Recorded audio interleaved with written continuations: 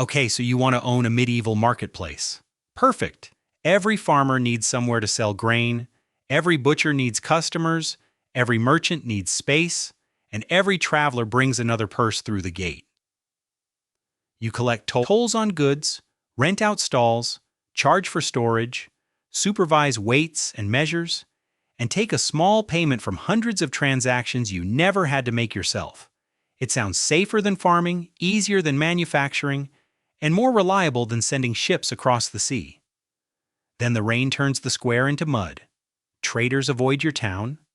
Spoiled food damages your reputation. Toll collectors hide part of the money. Nearby markets steal your busiest day. And the king asks whether you ever had the right to hold the market at all. The square is full of goods, but your account book is almost empty. So what actually made a medieval market owner rich?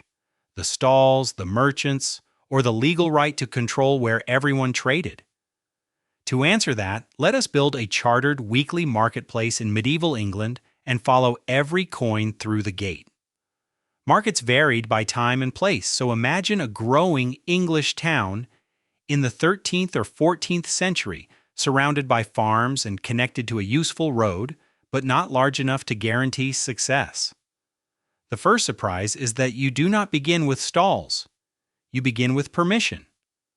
People can exchange goods almost anywhere. They can bargain beside a church, at a crossroads, outside an inn, near a bridge, or directly on a farm. But a formal market is different. It claims a recognized day, a recognized place, and a recognized authority. In many English cases, the right to hold a market rested on a royal grant or on an older custom that people accepted as legitimate. That right matters, because a market is not profitable merely when trade happens. It becomes profitable when you can direct trade into a space where payments can be collected and rules can be enforced. Imagine receiving the right to hold a market every Wednesday. That sounds like a monopoly. It is not. A nearby lord may already have a Monday market. Another town may trade on Friday. An annual fair may attract the best merchants for several weeks. Informal sellers may wait outside your boundary to avoid the toll. Your charter gives you a date. It does not give you customers. Now choose the location. The best marketplace sits where movement already happens. It may lie near a bridge, town gate, river crossing, church, castle road, or junction between farming districts. A beautiful square in the wrong place is almost worthless. A muddy patch beside the right bridge can become valuable because people are already passing through it. But location creates another problem. Travelers need access. Carts need room to turn. Animals need to be separated from food stalls. Heavy goods need firm ground. Merchants need shelter. Customers need to move without being crushed between wagons, tables, and livestock. Your marketplace begins to look less like an empty square and more like a small piece of urban infrastructure. You need usable roads, drainage, a clear toll boundary, posts, rails, tables, booths, and perhaps a covered hall for valuable goods. You also need storage for merchants who cannot sell everything in one day. None of these things produces revenue while being built. Timber and stone must be transported. Carpenters, laborers, roofers, and smiths need payment. Repairs begin almost immediately because wheels damage the ground, rain weakens timber, animals break rails, and crowds wear down every surface. The first business model is simple. Collect a small toll from people bringing goods into the market. The word toll sounds straightforward, but the calculation is not. Do you charge by cart, animal, sack, table, type of product, or value of the goods? Do local residents pay the same as outsiders? Are certain merchants exempt because of old privileges? Is the payment made in coins, produce, or a portion of the goods? Every exemption weakens revenue. Every complicated rule creates an opportunity for argument, concealment, or fraud. A grain seller may claim that several sacks belong to one household. A livestock trader may enter by a side road before sunrise. A merchant may insist that his town possesses freedom from your toll. A collector may record 10 payments and secretly receive 12. The market can be crowded while the owner loses money, one unnoticed transaction at a time. Then there is stallage, payment for the right to occupy selling space. A good position is worth more than an ordinary one. The stall near the main entrance receives more traffic. The table beside the covered hall stays drier. The butcher wants water nearby. The cloth merchant wants protection from rain and dirt. The baker wants to stand where hungry travelers arrive. If you charge every seller the same amount, the best spaces become private favors. If you charge different rents, merchants complain about unfair treatment. If you auction the best positions, wealthy traders may dominate the square and push out the small sellers who provide variety. A marketplace needs enough rent to pay for itself, but not so much that merchants choose another town. That is the central tension of the entire business. You are not selling tables, you are selling access to customers. The more merchants you attract, the more customers come, the more customers arrive, the more valuable each stall becomes. But if you extract too much money too early, you weaken the very crowd that makes the market valuable. Now add permanent shops around the square. A weekly stall produces income only on market day. A shop, warehouse, bakehouse, tavern, or covered booth can produce rent throughout the year. Permanent businesses also make the marketplace feel safer and more reliable. A merchant knows where to find storage. A customer knows where to return with a complaint. A traveler can eat, sleep, and continue trading the next morning. This changes your investment. The square itself may not be the most profitable asset. The buildings facing the square may earn more dependable rent than the temporary sellers standing inside it. The merchant takes the risk of buying goods. The shopkeeper takes the risk of weak demand. The property owner receives rent as long as the location remains useful. Now hire the people who make the market function. You need a market supervisor, toll collectors, a clerk, a keeper of official weights and measures, watchmen, cleaners, porters, and repair workers. The market owner does not personally inspect every loaf, measure every sack, settle every dispute, and chase every missing payment. This creates the same problem found in every large historical business. The owner depends on agents, and the agents control the information. A toll collector knows how many carts entered. The clerk knows which merchants still owe money. The weighmaster knows whether a measure was short. The porter knows which warehouse accepted goods after dark. When records disagree, the owner may not know whether the cause is confusion, incompetence, or theft.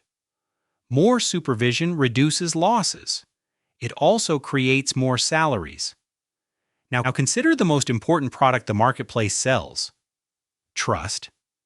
A customer cannot easily inspect everything. Grain may be damp beneath the top layer.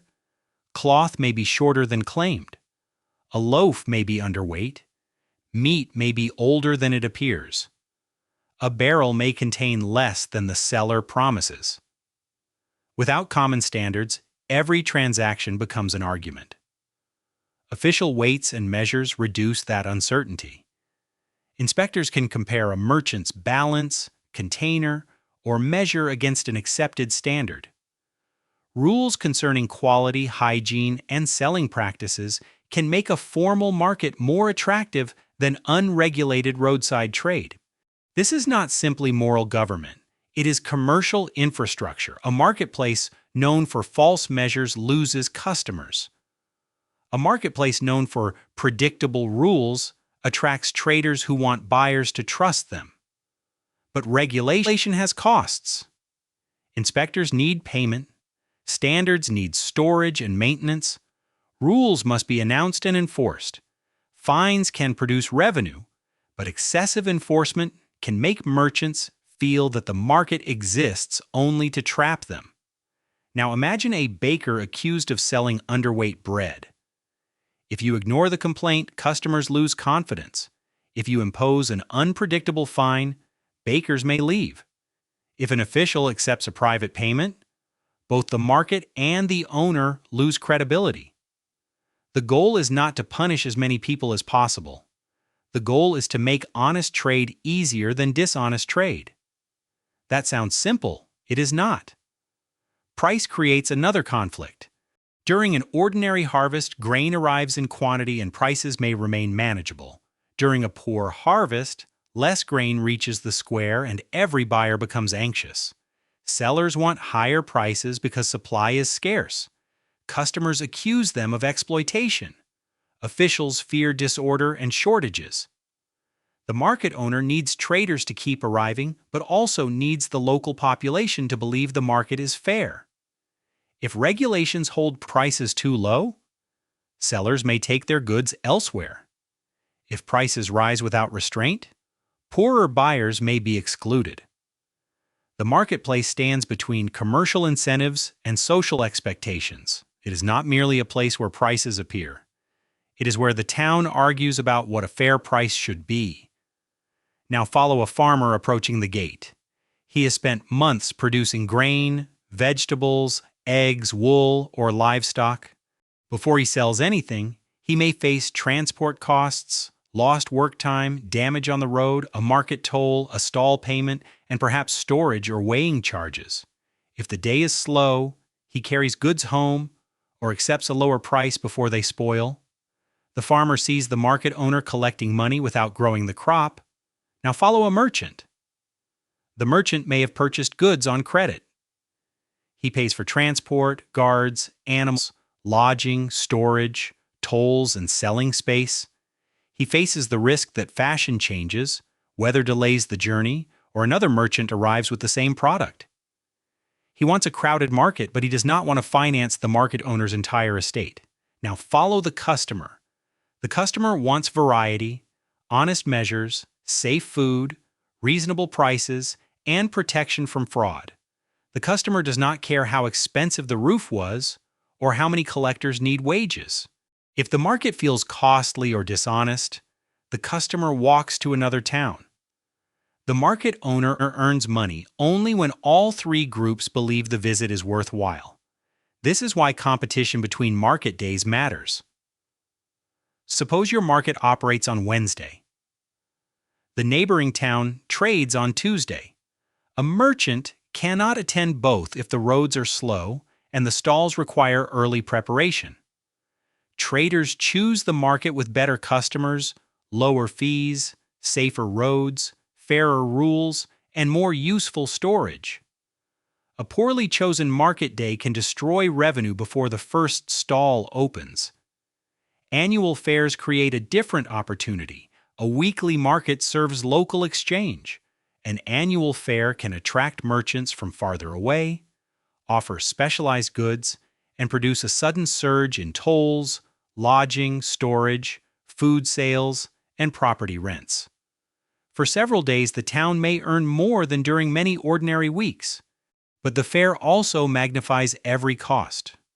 More visitors require more security, cleaning, temporary stalls, animal space, accommodation, inspection, and dispute resolution.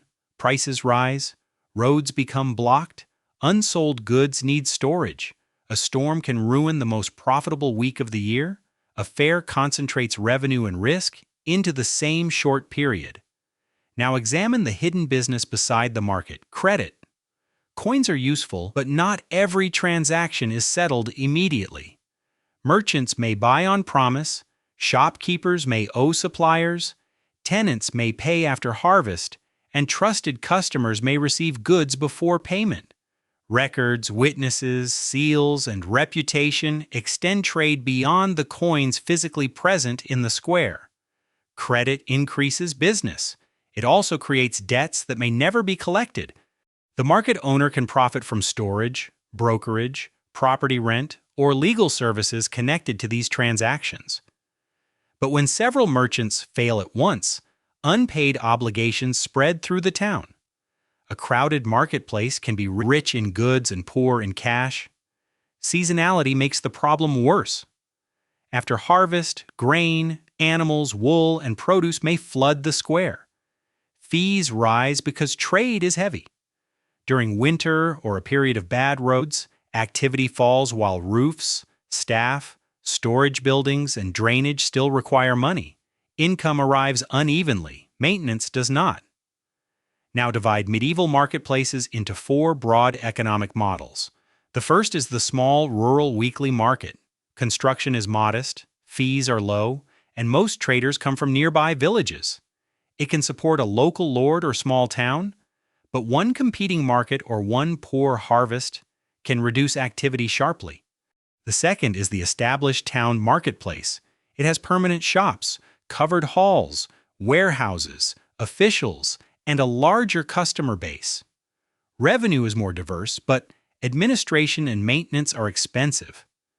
The third is the major annual fair. It produces concentrated income from distant merchants, lodging, storage, tolls, and specialized trade, but depends on timing, roads, protection, and confidence. The fourth is the leased market right. The legal owner allows another person to collect tolls and operate the market in exchange for a fixed annual payment. The operator keeps any revenue above that payment and absorbs any shortfall. This separates ownership from management. The lord receives predictable income. The lessee takes the commercial risk. In a good year, the lessee can earn a large surplus. In a bad year, the fixed payment still has to be made. The person standing at the gate may look powerful. The person who owns the right may be safer. Now open the accounts during a good year. The harvest is strong, roads remain usable, merchants arrive with grain, cloth, livestock, tools, pottery, and food. Customers trust the official measures. The best stalls are fully rented, permanent shops pay on time, warehouses remain busy. An annual fair attracts visitors from outside the region. The market owner collects many small payments, rather than depending on one large customer. That is the attraction of the model. A farmer can fail without destroying the market. A merchant can leave while 10 others remain. Revenue comes from traffic, space, services, and rights spread across many participants. Success creates its own momentum. More sellers attract more buyers. More buyers justify better buildings. Better buildings attract wealthier merchants. Wealthier merchants increase rents. Now open the accounts during a bad year. Heavy rain damages the road and turns the square into mud. A poor harvest reduces the amount of grain and livestock for sale. Traders choose a neighboring town with lower fees. A covered hall needs a new roof. Food complaints damage the market's reputation. Collectors hide revenue. Several shops fall behind on rent. Then the annual fair is hit by bad weather. The owner still pays officials, watchmen, repairs, and royal or local obligations. The square exists, the charter exists, and the stalls exist, but the crowd does not. A market without traffic is simply expensive, empty space. So could owning a medieval marketplace make you rich? Yes, but not because you personally bought and sold the most goods. The merchants accepted price risk. Farmers accepted harvest risk. Craftspeople accepted production risk. Carriers accepted transport risk. Shopkeepers accepted the risk that customers would not arrive. The market owner tried to earn from all of them by controlling access, space, standards, and legal authority. The strongest position belonged to the person who controlled a useful location and could keep fees low enough to preserve trade while collecting them consistently enough to fund the market. The weakest owner was the one who treated every visitor as something to be squeezed. High tolls could raise revenue today and destroy traffic tomorrow. Poor regulation could save money today and destroy trust tomorrow. Neglected roads and roofs could preserve cash today and reduce rents for years. The marketplace was valuable because other people believed it was worth using. That is the final contradiction. The owner controlled the square, but the crowd controlled its value. A medieval marketplace was not simply a row of stalls. It was a chartered right, a property business, a transportation hub, a storage network, a court of commercial trust, a system of measurement, and a machine for collecting tiny payments from the movement of an entire region. The farmers produced the food. The merchants moved the goods. The craftspeople made the products. The customers brought the coins. But the person who controlled where they met could collect money from nearly all of them.